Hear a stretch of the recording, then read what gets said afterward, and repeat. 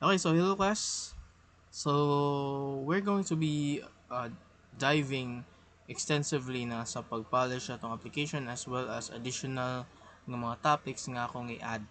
Okay, so usa sa additional topics nga akong i-add before ta mag-polish sa atong application is kaning Git and GitHub basics. So mga basics lang ni. So I don't know if kibaw na mo ani, but I'm pretty sure nakadungog na mo ani. So karon ato na siyang i-apply niya sa unta ni siya paggamit, like mga basics lang, okay?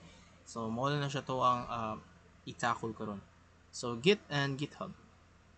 Okay, so unsa man yung Git? So kaning Git mura siya og version control. So what this does is it tracks changes. So it sees exactly unsa may nausab sa imong change, kung saan nausab, maybe kinsa ang niusab, and ngano. So line by line iyan ang matrack. So if nakay gi-change siya, let's say nag-add ka og component or nakay props nga gi-add or maybe another hook or maybe nag-create kag bago nga screen, makita na tanan changes. Okay? And after maka-create og changes, pwede ka maka-create og checkpoint. So in any case nga, let's say, na okay na mong login, and then pwede ka mag-create og checkpoint. So in any case nga nag-create kag bago nya, nasayop ka ato, pwede ra ka kabalik ato nga point where imuhang login is working pa. Okay? And then also is you can also avoid losing projects. So the same po na siya sa pag-create ng checkpoints. For example, itong nag-create ko login screen. And then after na is nakag-modify sa mga login screen, yung murag naguba, nagali mo nakibawon unsa ni tabo. So pwede ra ka maka-revert. So you can roll back to a previous version sa previous working version without kanang magpanicking kay nan makay control like mo na siya ang version control. Okay, so we also have managing a project history, so you can maintain a full log of every decision nga nabuhat throughout sa imong project. So every changes, everything is na track yun sa kaning Git. So we have these terms, so repository, stage, changes, and commit. So kaning repository mura na siya og folder kung asa niya ibutang ang inyong codes, ni ara niya i-track tanan. So mura siya entire this is your project entire history stored in one place. Okay? And then a stage changes is staging means mag-select ka og unsa nga file imong i-include para sa imong next na checkpoint. So for example is nag-create ka og kanang login screen. So imo tong gi-stage, that means si login screen is mo imong next nga i-save. Okay, so sa imong next nga checkpoint, si login screen imong i-appear. So imo siyang gi-stage mo, no? Imo siyang gi-package, no? It's like packing a box before you ship it. So you stage first and then you commit.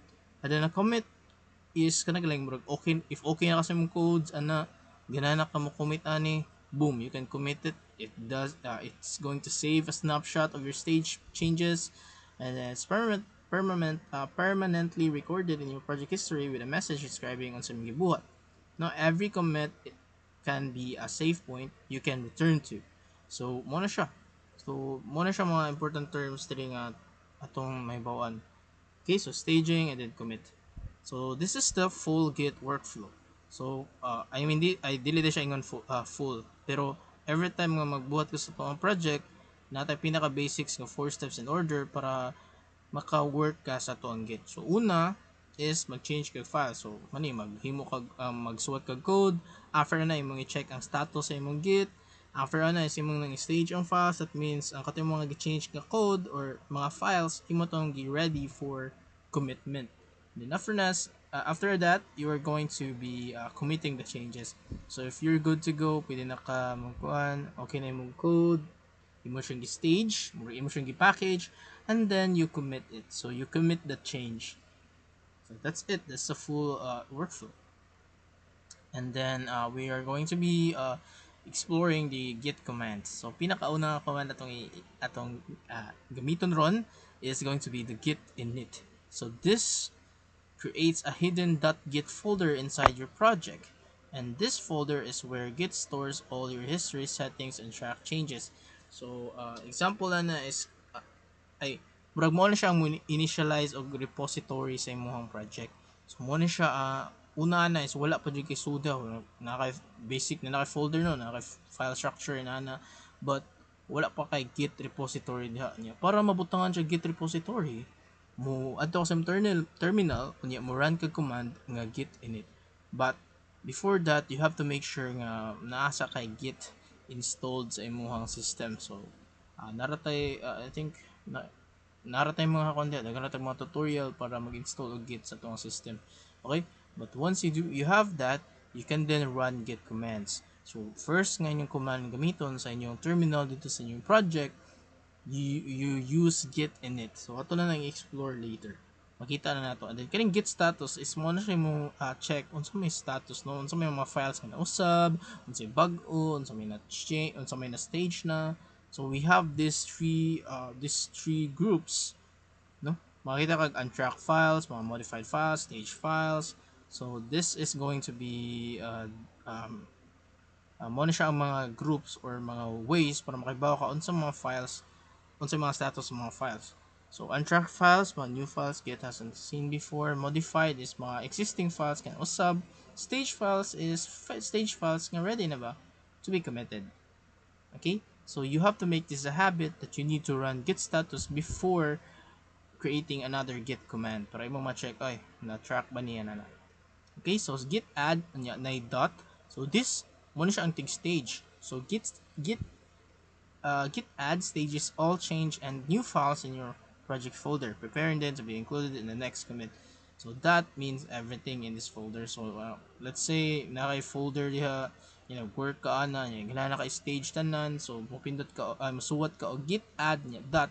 So kanang dot means every change files or every concept folder mo siya ma-add.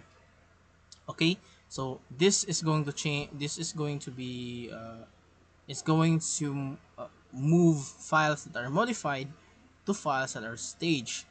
And once na stage na sila, pwede na sila i-commit. Okay? Then, after that, pwede ka mo run o git status para ma-confirm yung mga na-stage na tanan.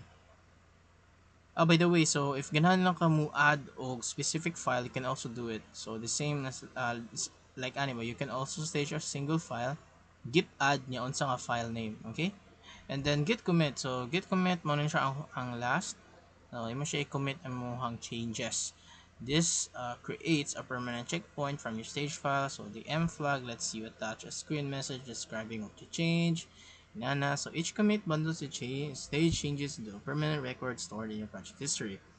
Okay, and it creates a unique ID. It's called a hash para ma-identify niya ang katong commit and the date at time kung ano na create, yung email and name from git config. So kaning git config, so first time mo run ka og git commands, mukuan na siya kana maayo na siya og imuhang username and username, email and password.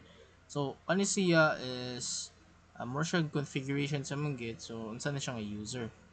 Okay? So gamit ni siya if na nakay GitHub. Lahi man sa GitHub sa Git. So GitHub is project online repository, so need jud ka atog account. So mo na iyang need is set, so unsa na siya. So message is unsay mong pasabot, unsay mong message about itong commit. For example is nag-add kag bag-o nga screen, so mo write ka diha git commit -m, may din ka so di mo quotation mark, may ka added a new screen. So inana siya. After na imong i-enter, mag-create na siya inana. Tanan na siya. Okay? So this is how you write good commit messages. So okay ra na siya. You have to make sure na every commit nga imong messages is kana galing valuable. For example, nga nag-add kag bag-o nga screen, dapat imo sang tarong og storya diha nga ang imong screen nga gi-add is maybe kaning task detail ng screen inana ba. So murag na kay specification ba unsa galing imong gi-add. Dili preyaning ingon nakakalit na fix stuff. Unsa man fix stuff? Unsa man stuff nakagi-update? Unsa man gi-update? Di ba okay ba? Or maybe even this gibberish. Blah blah blah. Unsa na matak sa phone. Pero yeah, mo na siya dapat kaning commit messages kuha na siya like mga valuable gali, like if naay tawo mo tan-aw sa mga code ire makita kaning commit is about ani, yan na siya. Okay, so we're going to be doing another GitHub basics. So katong ganiya is sa Git, so mga commands na siya. So kaning GitHub is mo na siya ang online repository. So ilang difference is Git local version ra na siya. That means sa imong computer ra na siya mag-run, na kay Git the repository sa imong local computer, while GitHub is katong na siyang online. So GitHub is a website and cloud service that stores your Git repositories online. Now this instead of using Google Drive, I'm pretty sure kita no at some point mo gamit pa ta Google Drive para itong i-upload na to ang mga codes, pwede na itong magamit yun sa GitHub. So ari na to i-add ato ang mga code because this is very useful kay integrated na siya with Git. That means that i-upload nimo sa mong codes ato sa GitHub, and then every changes nga imong gibuhat na with Git mo automatically ay dili siya automatically, like pwede ka maka-update pod sa imong online nga repository. Okay, so muna siya nakangindot kay kung gamit na ka Google Drive, imo pa tong tanaw ng kato yung mga file, imo tong i-delete itong uban, or maybe magsige kag upload nga to og bagong copy sa imong bagong changes, so very kapoy, no? Now Git plus GitHub very paspas because mag-change ka sa imong code with Git, then after is sa GitHub mo update na nga to kung na kay ready i-update. So may kag git commit, niya mo nang i-push imong changes, every change nga imong gibuhat sa imong code mo upload na siya largo sa GitHub. Dili na siya ay na siya ka paspas ba. Okay? So Git is ang katong command local version, while GitHub is an online code hosting. So ang nakangindot po ng GitHub, siya backup, pwede kang maka-share, submissions, and also collaboration. So since imong code na nasa sa online, so pwede na daghang mga tao makatanaw ana, maka-check up ana, nana. So if nakadungog na mo mga words like open source, mga software, that possibly means almost I think almost yun nga pasabot ana na sila ilahang code na sa GitHub. So pwede mo makatanaw na, okay? Na. So pwede siya collaboration, sharing, and even very useful no sa mga web hosting kay usually lang gamiton magod nga source is kaning GitHub. Yung GitHub na repository. So, not important nga terms, we have this remote, origin, main, and push. So, ang kaning remote this is a remote version of your repository. So, mo siya imong version nga na-upload na sa internet. Okay? While ang kaning origin is the default name Git gives to your primary remote. When you connect your local project to GitHub, that GitHub repo is referred to as origin. Okay, so for example, na kay local files, local folder no nag-work on, and then after is imo na siyang i-upload sa imong online repository sa GitHub. May tabuan na is ang katoy mong local nga file mo to siya source, so mo sa to gitawag og origin. Mo to siya origin sa imong upload, di ba? Murag mo siya ang source ba. Yang kaning main is this is the name of your primary branch. So ang kaning branch lahi po ni siya, but possible ang name kuno siya mura siya main branch ba, no? So na kay main nga branch. So kaning main is mo siya main nga code base. Okay? Mo siya main, so every changes mo diha na dira mag-originate. Yang kaning push pasabot is imo nang i-upload imong mga local commits adto sa imong repository. So, from local to online, ready na yung i-push ba? So, pwede na siya from local to online. This is the push. So, ito na explore later. So, first, how do you create a GitHub repository? So, before ka maka-push sa imong React Native projects online, because that's actually needed, okay? So, you need to create a new repository in GitHub. So, first, mag-create ka repository sa GitHub, butangan yung name, you can keep the setup simple, and then you can then just copy the repository URL, and then imo i-push imong code. So ina na yun siya pag-connect. So naratay so sa GitHub nara po na sila yung mga unsaon na kung nara sila way nga to kung saon. Nara sila murag guide ba. Okay, so kaning git push mo na siyang part nga imo na i-push. Okay? So this uploads all of your local comments to the connected GitHub repository, making them visible online. So after the first push with -u, all future pushes are just git push. So -u, pasabot lang yung -u is mo na siyang pinakauna ni mga push sa imong repository. So from local to online, first time, magamit kag -u. But after mga local commits na lang ay mong i-add ay may push online, pwede ra ka masuot largo ngadto og git push. Now git push sends your committed changes from your local machine up to GitHub. And only committed changes are pushed. So that means nga i-commit nimo, nya mo-push na ka, ang katong mga files nga na-commit, more sad to yung ma-add sa imong GitHub. No, dili to sila ang katong mga stage nimo like ningon na ka git add, nya mo yung di ka git push. So katong git add nimo dili to malabot sa imong pag-push kadto ang mga git commit nimo right after. So ang kuha na niya yung workflow is git add, git commit, and then git push. So after pushing na online yung code. So every file, every folder na add ng adto, you can also see the commit history, ang commit messages, every timestamps, mga inana, unsa may naitabuan ni nga time, unsa na usab. Na so every commit nimo makita nimo ngadto. So nasad kay shareable URL. So if imong GitHub repository is naka-public, pwede ra nimo i-share sa imong mga kauban ang imong project mo, may open source siya ba. So it's very useful because most of niya siya ako ang basihan sa ato ang final project. Okay, so I want you to be able to mag-create sa to ang project, mag-create mo online repository, and then inyong i-push ang inyong local chain, inyong local file ato sa online. So makita na ko inyong project. Okay, so muna na siya. So our ongoing workflow is muna siya, mag-edit ng file, i-add na to ang file para ma-stage, and then git commit, and then na to i-push. Muna na siya. So after that, you're ready na to use Git and GitHub. Okay, so that's it. Hopefully, nyo lang na-gets. So ato na siyang ato na siyang i-kuan ron sa ano na to pag work. Okay, so diri dapita is nanakoy account. Sorry.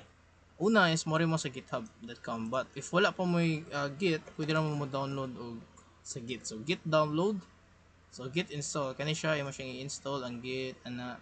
So you choose your operating system above. So sa ako ang case na Windows ko, ako siyang i-download. So click here to download. I-download na nimo niya, install lang largo. So since naman ko naka-download naman ko, okay na siya. Basta i-click lang niyo niya download. So once naka-download mo, pwede na mo maka-work with git commands. Okay? Niya kani si GitHub. So mo ni siya ari ni mo ibutang imuhang codes. Dili na ka mo gamit itong Google Drive ba. Ayo nga to i-upload imong codes kay dili to siya uploadan og codes. Dili to siya wala to version control, wala gid. So ari, you can then just sign up. So sa akong case na naman ko. So ari na lang ko sa kuha. Okay, so sa kuha, let's create a new repository. So pinduton to niyo yung new, tagahan ta ni repository name. So sa akong case, yung task nav task task task eh, task nav na task navigation. And description, pwede rin mo butang description, configuration, so naka-public siya. Then afterwards, you can then just do a create repository. Once I create na repository, as you can see, we also have this guide para on saan mo pag push imuhang local file. So sa tuang case, inani siya, let's say ginahan na to i-push nga to, no? So ano ta, terminal, open ta sa terminal. Okay.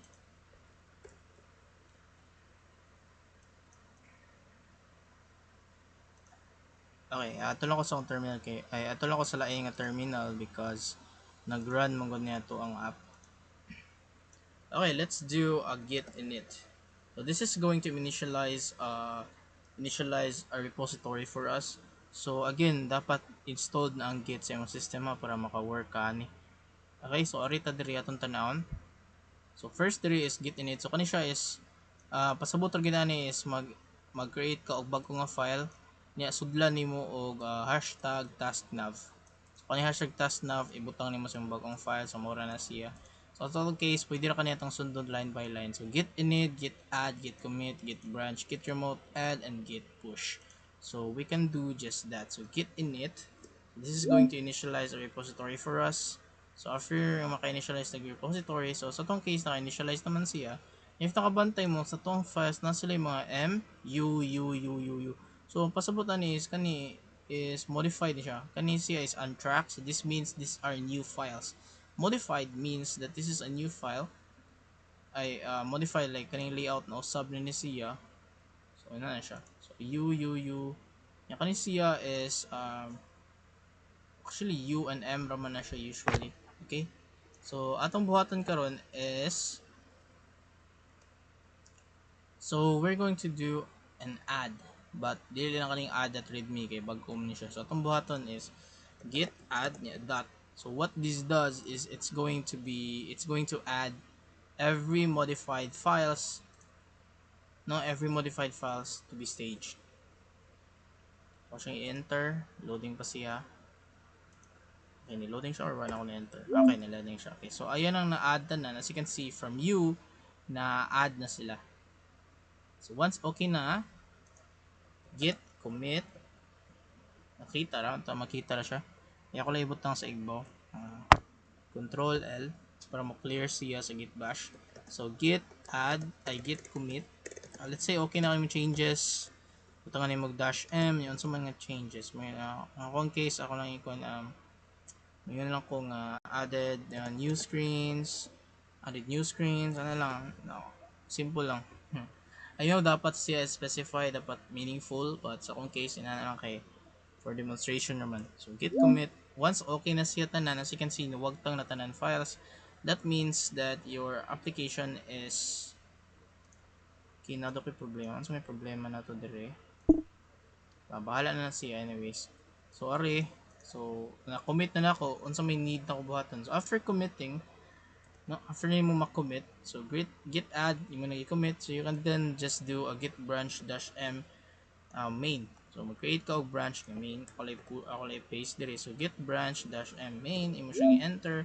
Once na inana siya, so na kay main nga branch, and then you can then initialize, murag imo na siyang i-sync ang imuhang local file, no? Uy, kani mong local file sa okay. Imo ang local file is imo na siyang i-sync sa imong online repository. So as you can see, kani mo ni siya tong URL sa tong repository, and wala pa siya sud.